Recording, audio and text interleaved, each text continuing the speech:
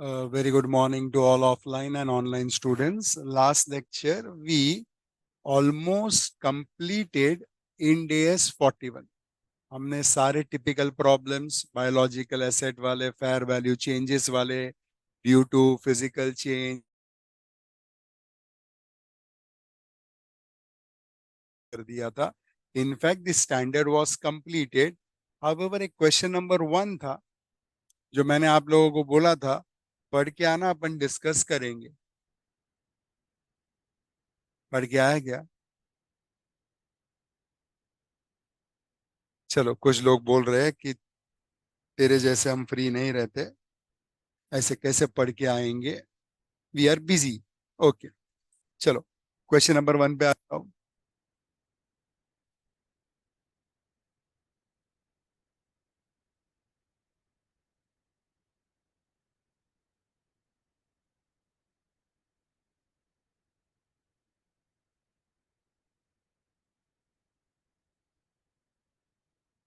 Question number 1. On 31st March X1, a plantation consists of 100 Pinus radiata tree, एक type का tree, बराबर, that were planted 10 years earlier. इसका मतलब ये trees 10 साल पुराने हैं. The tree take 30 years to mature and will ultimately be processed into building material for houses or furniture. मतलब काम बहुत मस्त है, उगाने का, 30 साल तक उसको मैच्योर करने का, बाद में हार्वेस्ट करने का, हार्वेस्ट करने के बाद उसको या तो बिल्डिंग के लिए या तो फर्नीचर के लिए यूज करने. The enterprise weighted average cost of capital is 6%. Only mature tree have established fair value by reference to quoted price in an active market. Mature tree का ही fair value है. जो tree unmature है उसका directly fair value available. Sir unmature मतलब क्या sir? वो जिसका as 30 साल नहीं है, उससे कम है, उसको unmature बोलेंगे. The fair value inclusive of transport cost to get 100 logs to market for a mature tree of same grade in a plantation. For a mature tree, trees nahi, tree. So fair value is for a tree. 31st March X1 171, 31st March X2 165. Assume that there would be immaterial cash flow between now and point of harvest. ठीक है, मतलब और कोई cash flow नहीं होगा. The present value factor for ₹1 at 6%, 19th year 0.331, 20th year 0.312. State the value of plantation on 31st March X1 and X2 and gain or loss to be recognized as per Ind AS.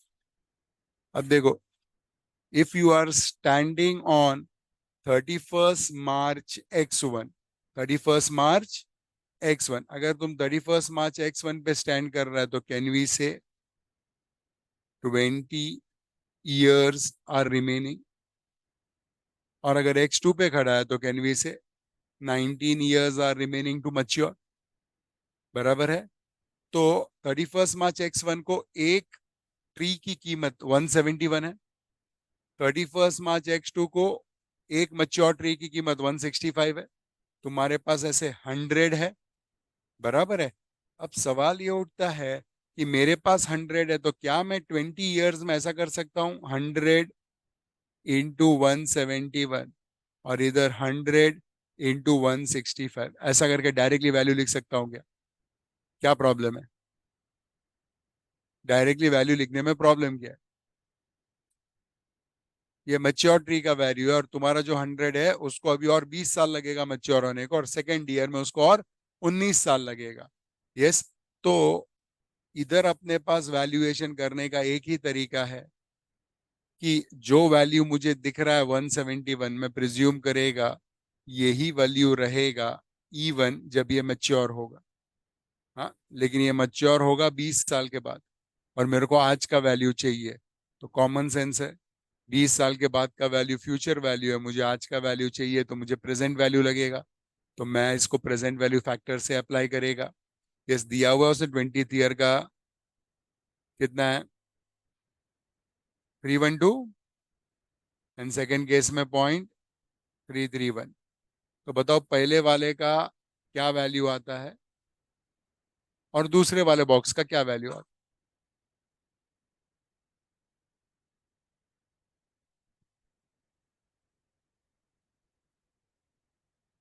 Exact, exact 533.5.20। Okay, 5.15 ये दूसरे वाले, अच्छा 0.50 ये दूसरे वाले box का value है। Yes, so my valuation as on 31st March X1 is 5335.20. 31st March X2 is 5461.50. अब सवाल ये उठता है ये जो फेयर वैल्यू चेंजेस का डिफरेंस है, कितना डिफरेंस? जो ट्री को 5335 पे दिखा रहा था वो 5461 पे दिखाएगा, तो डिफरेंस कितना है? 1। ये मेरा गेन है ना, क्योंकि वैल्यू बढ़ रहा है, ये गेन मेरा पीएनएल में जाएगा।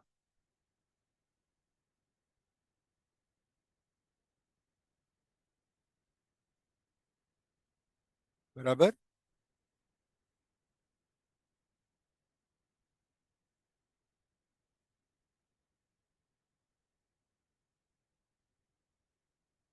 कोई टेंशन, जो डिस्कस किया वही आ रहा है, कोई प्रॉब्लम है इसमें?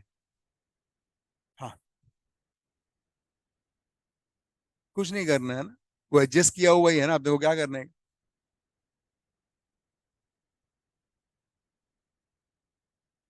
क्या करेगा?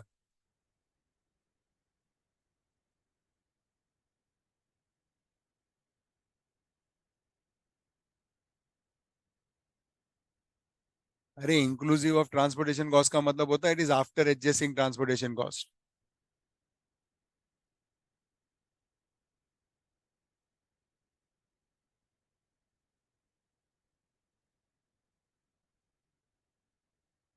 कैसे पढ़ेगा इंग्लिश को बता?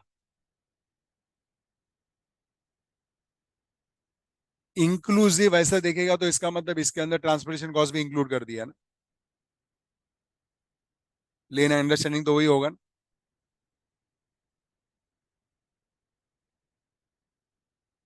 वो ठीक, that is okay. Inclusive of transportation cost का मतलब है कि वो कॉस्ट को एडजस्ट करने के बाद। चल थोड़ी देर के लिए मान लेते हैं कि ट्रांसपोर्टेशन कॉस्ट उसके अंदर एक्चुअली इंक्लूड भी किया है, तो अभी तू कर क्या ले? कुछ इंफॉर्मेशन है तेरे पास तो वैसे भी उसको इग्नोर करना। ओके, ये सॉल्यूशन है क्वेश्चन नंबर 1 का।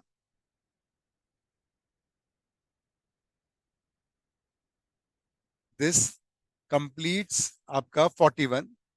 यस, किसी को भी किसी भी पॉइंट पे कुछ भी डाउट है तो आप रेज कर सकते हो।